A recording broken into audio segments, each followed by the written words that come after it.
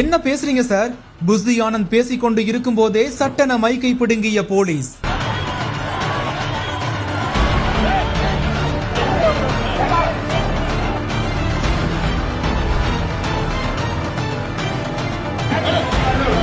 புதுச்சேரியில தாவேக சார்பில் நடைபெற்ற பொதுக்கூட்டத்திற்கு அனுமதி சீட்டு உள்ளவர்கள் மட்டுமே அனுமதிக்கப்படும் என்று அறிவிப்பு வெளியிடப்பட்டிருந்த நிலையில தாவேக பொதுச் செயலாளர் புஷி ஆனந்த் மைக்ல பொதுமக்கள் எல்லாரையுமே உள்ள விடுங்க அப்படின்ற மாதிரி அறிவிப்பு கொடுத்திருக்கிறாரு.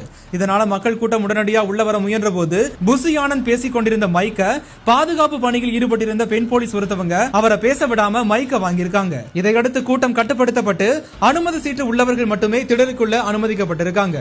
தற்போது இந்த காட்சிகள் வெளியாகி பரபரப்பை ஏற்படுத்திட்டு வருது.